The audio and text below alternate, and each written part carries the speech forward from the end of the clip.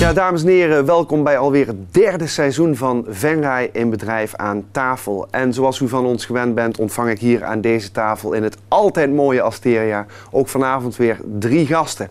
En zij gaan ons vertellen over hun bedrijf, hun onderneming.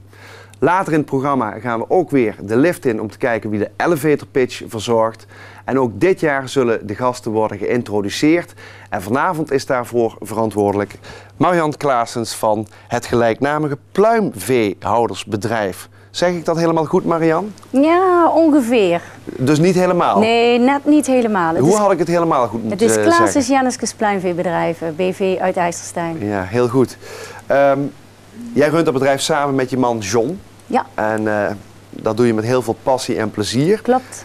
En jullie doen dat heel erg goed, want... Ja, het is gebleken dat we het goed doen. Want we hebben in mei, 30 mei jongstleden, hebben we de Nederlandse Agrarische Ondernemersprijs gewonnen. Dus we waren voorgedragen door de ABN AMRO. We hebben lang getwijfeld, gaan we dat wel doen, gaan we dat niet doen? Want wij houden geen enkele kip loopt bij ons buiten. We hebben alle kippen indoor, hebben daar bewust voor gekozen. We zijn naar India geweest, aan het project bij Paul Kronenberg. En hebben gezien dat daar mensen het verschil durven te maken door op te staan en te zeggen van ho, stop, nou ben ik het er niet meer mee eens. Nou wil ik een verschil gaan maken. Ik wil zeggen waar ik voor sta en wat we doen. En we hebben besloten om mee te doen. En dat is behoorlijk gewaardeerd. We worden bij de laatste 5. Het dak ging eraf aan de IJsselsteinse weg 70.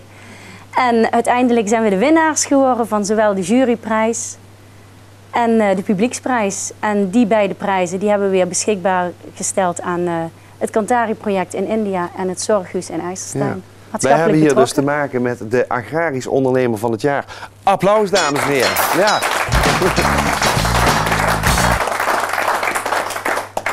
Wat heeft je die titel nog meer opgeleverd? Op de eerste was er heel veel bloemen de dag erna. Vazentekort, felicitaties. En heel erg mooi dat ze kwamen uit de gehele sector. Want we hadden in al onze voorbereidingen erop, hadden we continu, was het ons plan om vooral die agrarische sector, het ging er niet om te laten zien van kijk eens wat wij het nou goed doen. We wilden die hele agrarische sector in dat daglicht zetten. Wat John en ik met name vinden dat we met z'n allen hier verdienen.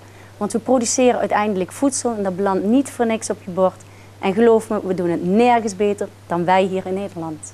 Nou, en volgens mij hebben ze er een hele enthousiaste ambassadrice en ambassadeur bij, want John die zit hier voor en ja, ook. Klopt. Nou, we doen er goed ons best voor. Ja. Ja. Maar hartstikke fijn nogmaals dat je hier wil zijn. En jij mag vandaag de gasten introduceren. En ik wil jou dan ook vragen om onze eerste gast bekend te maken bij het Venrays publiek. Ga je gang. Zeker. Dankjewel. Afslanken en sporten staan centraal. In onze eerste gast zijn verhaal. Zijn bedrijf, Slank Forever, groeit en bloeit. Dankzij iedereen die met zijn gewicht stoeit. En dat zijn er veel, zoals we allemaal weten. Want ja, er is ook zoveel lekkers te eten. Heb je sport nodig om af te slanken of moeten we toch vaker voor een lekker hapje bedanken? Het zijn slechts enkele vragen voor onze eerste gast op de kruk. Hier is Hans Stiene, klap uw handen stuk. Ah. Ja, welkom Hans. Je bent nog niet zo lang bezig in Venray. Hoe ben je hier verzeild geraakt? Wat is je achtergrond? Wat mijn achtergrond is, ooit was ik chauffeur met een hele ongezonde levensstijl. De fitnessbranche ingerold met een gezonde leefstijl, wat uiteindelijk resulteerde in een afslankcentrum hier in Venray. Ja, en dat afslankcentrum dat heet Slank Forever. Juist. Voor altijd. Voor altijd. Waar kunnen we dat afslankcentrum vinden, Hans? Wij zitten op de Leunseweg 53A. Het is achter Rijntjesadvies. Voormalig Fysio, Visser en Veldhuizen. Oké. Waarin onderscheid jij je van andere sportscholen? En is sportschool überhaupt wel het goede woord? Nou ja, eigenlijk zijn we een afslankcentrum, waar we ook sport doen. Maar eigenlijk verkoop ik geen sport en fitness, maar aandacht en resultaat. En hoe geef jij die aandacht dan? Wij doen werken in groepjes van maximaal 10 tot 12 personen, zodat ik ook echt mijn aandacht kan richten en waarborgen. Dus dat is heel bewust. Die groepen zijn nooit groter dan 10, 12 personen? Dan 10 tot 12 personen. Waarom die groepsgrootte? Om echt jouw aandacht aan de mensen ook te kunnen waarborgen. En hoe ziet die aandacht eruit? Wat doe je dan? Nou, mensen die komen 2 keer per week, die willen afslanken, die komen 2 keer per week een uur sporten. Worden Om de 2 weken worden ze gewogen, gemeten, krijgen voedingsadvies. Daarna zijn mensen op gewicht. Dan vallen ze terug naar een normaal sportabonnement. En dan doen ze ook iedere maand wegen en meten. Zodat we zeker geen yo-yo effect met mensen zichzelf mooi in lijn kunnen houden. Dus het is niet zo van, je hebt op een gegeven moment streefgewicht bereikt en dan stopt de begeleiding? Nee, want dat is het belangrijkste van alles. Tegenwoordig gaan mensen heel veel diëten, Ja. komen op gewicht, stoppen ermee en op het einde van het liedje vallen ze weer terug. Bij ons doen ze het daarna iedere maand wegen, meten, zodat ze zelf ook kunnen kijken van, blijf ik op gewicht, ga ik hoger, gaat het slechter. Op welke doelgroep richt jij je? Op doelgroep eigenlijk van 18 tot en met 80. Zo'n beetje iedereen. Dus een beetje iedereen. Ja. Iedereen die wil afslanken, is bij ons welkom. En wat is het aanbod? Wat bied je allemaal? Wat wij aanbieden is afslanken, fitness, circuittraining, groepslessen, maar ook voor ouderen. Voor ouderen hebben we ook een heel leuk programma, een circuittraining, omdat oudere mensen ook heel belangrijk is de spieren te trainen en zo lang mobiel blijven, want de zorg tegenwoordig, dat is, je moet eigenlijk zelf zo lang mogelijk mobiel kunnen blijven. En groepslessen, wat bied je dan aan? De groepslessen doen we op het moment BBB, pillen, buik, benen, vitaal, dat is eigenlijk voor het hele lichaam, maar heel erg op de spieren gericht. Kunnen mensen zomaar bij jou binnenlopen? Mensen kunnen altijd binnenlopen, Ja? maar het fijnste is als mensen even een afspraak maken, omdat ik dan goed uit kan leggen van wat we doen, hoe we het doen en waarom we op die manier werken. Ze kunnen natuurlijk ook even naar de site gaan, daar hebben we een mooie button op staan. Gratis proefweek, dus kunnen mensen vrijblijvend gratis even komen proeven en zelf kunnen ervaren hoe wij werken. Nou, dat lijkt me al een goede reden om gewoon eens even te bellen. Hè? Het is gratis.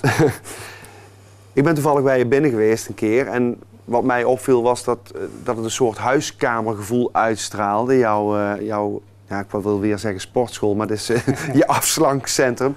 Waarom heb je voor die insteek gekozen? Nou, om het huiselijk te maken, sommige mensen vinden het helemaal niet zo leuk om in een mega grote sportschool te sporten. Dus we maken het lekker huiselijk, vriendelijk, klantvriendelijk, waar mensen zich thuis kunnen voelen. Laatste vraag. Wordt het vergoed door zorgverzekeraars, dat wat jij doet? Verzorgen, dat kan, dan hebben we een cursus. Werk ik samen met de voedingsconsulent Yvonne van den Bergmortel. Zij is aangesloten bij het AVRO-programma Operatie Nederland Fit. Wat iedere donderdag nu op tv komt bij de AVRO. Hartstikke mooi. Hans, ik wens jou heel veel succes met je afslankcentrum. Dankjewel. Dankjewel. Ja, dames en heren, gaan we verder met onze tweede gast van vanavond. En ik vraag Marian om deze tweede gast wederom mooi aan te kondigen. Ga je gang, Marian. Ik doe mijn best. Onze tweede gast aan tafel bij Rob behoort op haar vakgebied tot de absolute top. Wilt u over pensioenen, hypotheken, echtscheidingen of sparen wijze raad? Dan wordt het hoog tijd dat u met deze Venraayse praat. Want er verandert nogal wat de komende jaren voor individuen, jonge stellen en echtparen. Maar ook ondernemers moeten weten wat ze doen, want anders blijft er wellicht niet veel over van ons pensioen. Daarom is het goed dat we de baas van Confiance hier zien. Haar achternaam is Goossens, haar voornaam Annemarie. Welkom, Annemarie. Ja. Confiance, waar ben je te vinden in Venray? Aan Pastoor Wijnhovenpark 7A, dus aan de rand van het centrum. Ja. Kun jij ons kort uitleggen wat je eigenlijk doet? Want ik moet eerlijk zeggen, pensioenen, echtscheidingen, ik zie heel veel papieren, Klopt. theorie. Ja, maar wel heel leuk. Hoe ziet jouw dag eruit? Mijn dag is heel variërend. Kan ook heel erg anders lopen als dat ik van tevoren eigenlijk in gedachten had, doordat er onverwachte zaken tussendoor komen. Maar het kan zijn een collectieve pensioenregeling die ik aan het regelen ben voor een bedrijf, tot het regelen van een echtscheiding, tot het afsluiten van een hypotheek, tot wat de laatste tijd ook veel meer voorkomend is, het regelen van werknemers bij bedrijven die in de financiële problemen zijn gekomen. Daar stellen wij ja, orde op zaken. En dan moet je niet denken direct aan mensen met een kleine beurs, maar het komt ook veelvuldig voor bij mensen ja, 2 keer modaal maar inkomen. Dat is iets van de laatste tijd? Ja, komt steeds meer voor. Waar heeft dat mee te maken dan volgens jou? Dat mensen niet goed zeg maar zelf orde op zaken hebben gesteld. Mensen 2 huizen hebben waar ze hypotheeklasten voor dragen. Ja, gewoon niet goed opletten. Ja. Ja. Want de financiële sector die zit in zwaar weer de afgelopen jaren. Toch draait Confiance, heb ik begrepen, als nooit tevoren. Hoe regel je dat? Hoe heb je dat voor elkaar gebokst? Ja, ik denk door hoe ik in het vak sta en hoe ik eigenlijk altijd heb gewerkt. En hoe sta je in het vak dan? Nou, eerlijk, onafhankelijk, ook nee durven zeggen tegen een klant. Investeren in kennis. Dus echt eigenlijk alle jaren blijven leren en ja, gaan voor een lange termijn relatie met de klant. Ja, want dat investeren in kennis, hoe belangrijk is dat in jouw sector? Ik vind het heel erg belangrijk. Ik heb dat van aanvang aan gedaan. Nou, de meeste conculega's in mijn sector hadden ja, geen kennis. Vaak was het bij aanvang met een vlotte babbel kon je hypotheken verkopen. Ja. Ik ben vanaf het begin voor de adviseursrol in deze gegaan. Ik vind ook van op het moment dat je bij een klant aan tafel zit, moet je, vind ik, ook kennis hebben van zaken. Die klant die moet niet financieel in de problemen komen door jouw advies wat je daar neerlegt. Dit is nu iets wat de laatste jaren door de overheid ook erkend is. Dus de eisen wat betreft vakbekwaamheid worden steeds strenger. En we hebben nu recent te maken met echt een uitdunning in het vak pensioen. Dus alleen met je... en dat komt er dan door dat mensen te weinig kennis ja, dat is hebben bijgehouden, zich ja, niet genoeg het is gewoon te veel gedaan, er maar bij. En dan ga je fouten krijgen in je advisering. Ja. En dat is natuurlijk funest. En de overheid die heeft daar aan de bel getrokken. En heeft per 1 januari 2012 ja, eisen gesteld op pensioengebied. Dus we hebben destijds WFT pensioen gekregen. Nou, WFT is wet financieel toezicht, dat is een beetje een technische term. Ja. Zonder dit diploma mag je geen pensioenadvisering meer doen. En het gaat echt een kaalslag worden in Nederland wat ja, pensioenadviseurs betreft. Wat is het belangrijkste speerpunt binnen jouw bedrijf? Nou, het belangrijkste speerpunt voor mij en ook waar mijn hart en ziel ligt, is pensioen. Inkomen. Nou, inkomen, denk aan de arbeidsongeschiktheidsverzekering voor een ondernemer, WIA voor de werknemer. En de ziekteverzuimverzekering, dus voor bedrijven. Ik vind dat overigens ook een tak die pensioengerelateerd is. Hypotheken en echtscheidingen. Maar je moet bij mij wel echt komen om samen die echtscheiding te regelen. Dus niet de zogenoemde vechtscheidingen, die hoeven ze bij jou niet aan te kloppen? Nee, hoeven ze bij mij niet aan te kloppen. Nee. Want echtscheidingen, ja, even een heel gek kronkeltje in de weg wat ik nu maak. Ik heb gehoord dat er in het jaar bepaalde pieken zijn van echtscheiding. Kun je daar meer over vertellen? Ja. Is dat hier in Venray ook zo? Is hier in Venray ook zo. Ja, je ziet het met name na de feestdagen, dus na de kerstdagen, oud en nieuw. Ja. Na het carnaval is een piekpunt en nu na de zomervakantie. Ja, merk dus je we echt. zitten nu in een gevaarlijke periode? Het is nu druk. Ja. Oké, nou ja, voor jou is dat goed. Ja. Confiance, die naam heb je waarschijnlijk niet zomaar gekozen. Nee, ik heb heel bewust gekozen voor de naam Confiance. Confiance betekent vertrouwen in het Frans.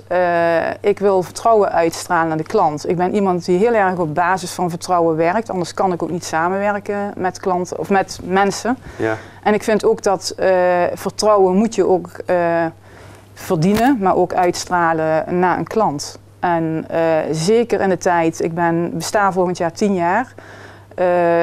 Destijds hadden we nog het provisietijdperk. Dat mag vanaf 1 januari van dit jaar mag je niet meer op basis van provisie werken. Ik ben overigens in 2008 al begonnen met netto advisering. En wat ik beoog met mijn naam is van dat ik ook echt op basis van vertrouwen werk. Dus dat een klant weet dat hij waar krijgt voor zijn geld en dat hij niet zeg maar op een of andere manier, klinkt een beetje cru, een poot wordt uitgerukt, zodat ik er beter van word en de klant niet. Dus dat is eigenlijk een beetje een achterliggende gedachte van mijn naam. Ja, nou duidelijk verhaal. Laatste vraag, want we gaan afronden. Ondernemers, zijn die genoeg met hun eigen pensioen bezig of kan dat beter? Dat kan beter. Heel veel ondernemers die denken van mijn bedrijf, dat is mijn pensioen. Alleen dat blijkt op het moment dat ze met pensioen gaan niet altijd zo te zijn. Dus, wellicht verstandig om een keer bij jou aan te kloppen. Absoluut, Ja. ja. En even voor de mensen thuis, heb je nog een klein puntje van advies wellicht wat iedereen kan meenemen? Ja, begin niet te laat met je pensioen. Dus kijk op tijd, zodat je nog iets kunt regelen, zodat het ook niet te veel geld gaat kosten. En dat je ook nog onbezorgd van je oude dag kunt genieten. Goed zo. Dankjewel voor dit gesprek en vol vertrouwen de toekomst in. Dankjewel. Merci. Goed zo. Dames en heren, het is weer tijd om eens te gaan kijken wie er vandaag in de lift staat. Gaat u met me mee?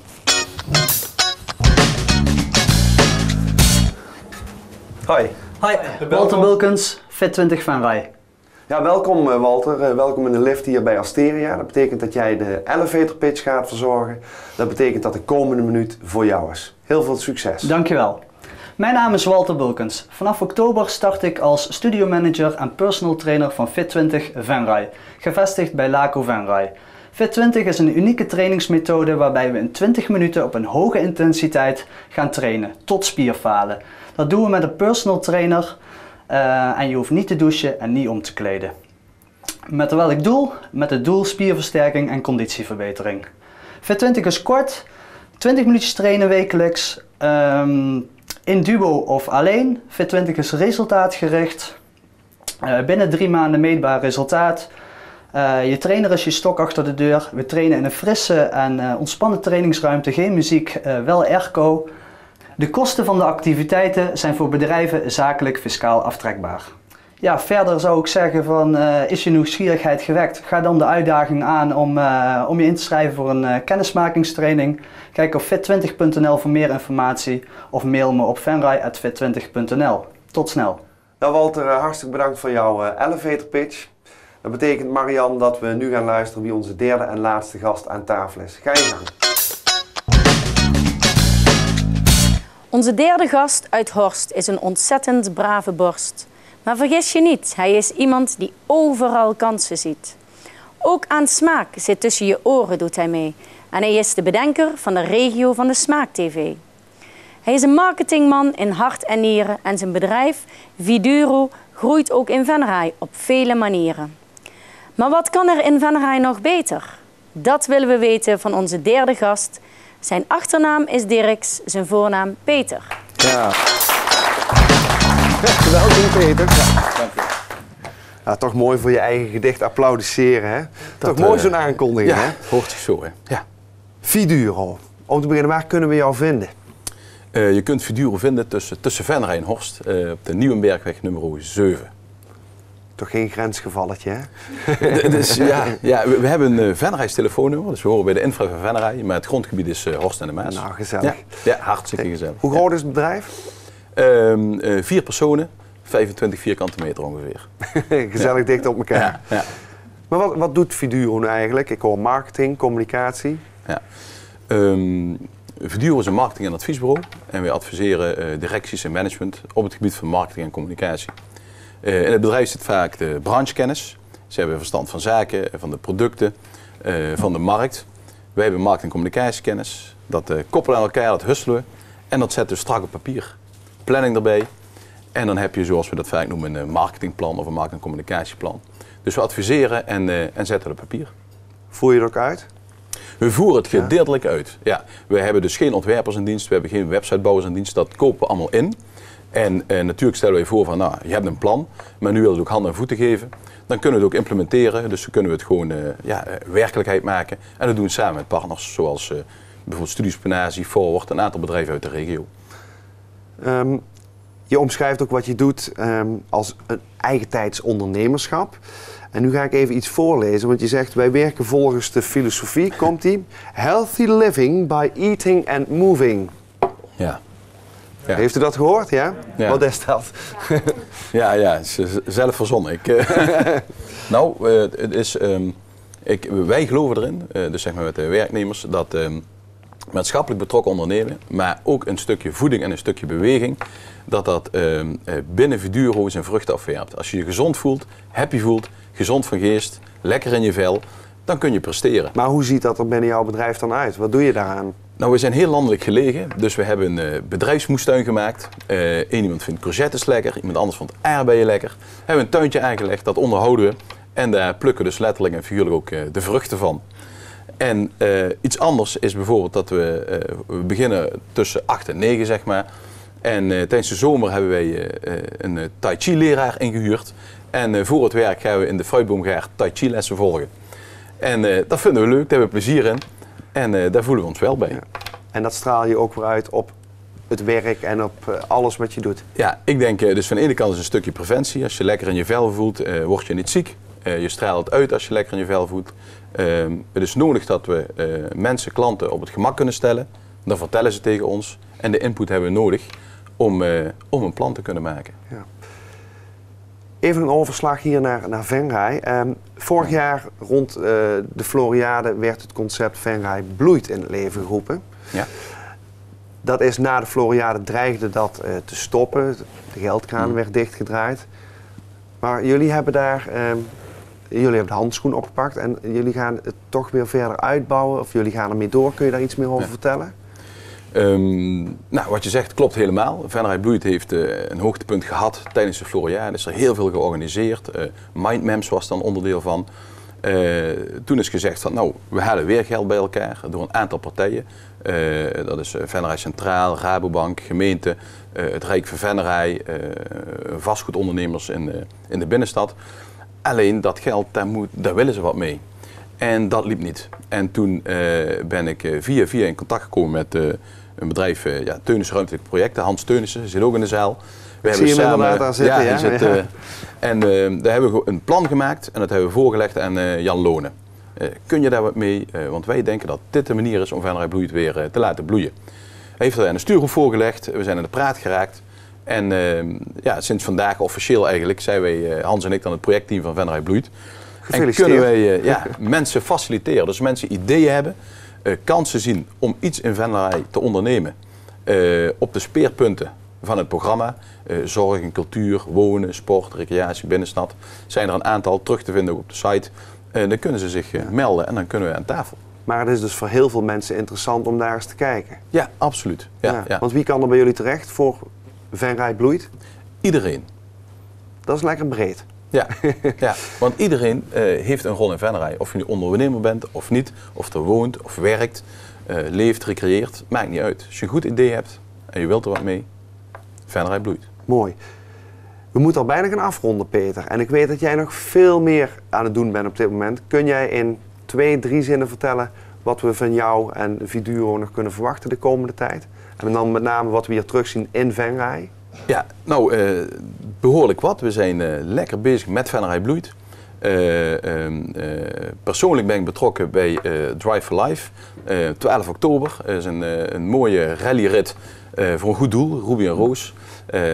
Geld ophalen voor kanker. En smaak zit tussen je oren. Dat is 24, 25, 26, 27 oktober in het centrum van Venray. En dat is, wat voor soort evenement is dat? Het is een smaakevent opgezet door Ton Klaassen, Michiel van Michelshof en Gijs Schapendonk van Hulsman in het centrum in het kader van Regio van de Smaak. En daar is Venray Bloeit ook eraan gekoppeld en volop bezig. En zo gaat het door. Ja. Volgens mij kun je nog een half uur doorvertellen. Makkelijk. Doe een andere keer. Is goed. Mag ik jou heel hartelijk bedanken. Goed zo. Dankjewel.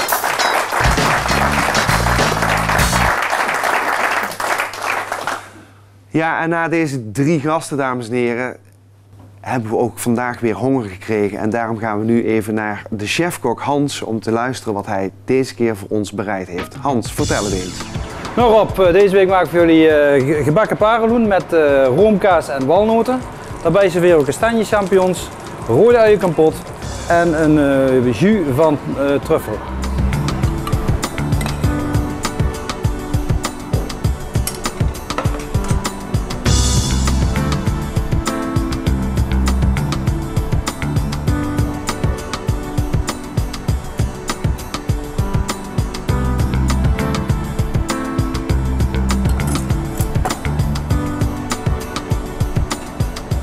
Ik wens jullie een smakelijk eten.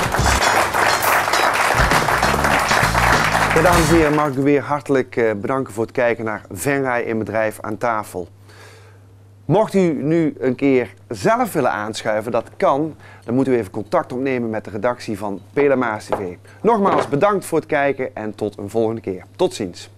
En voor je smaak. Dankjewel. Smakelijk.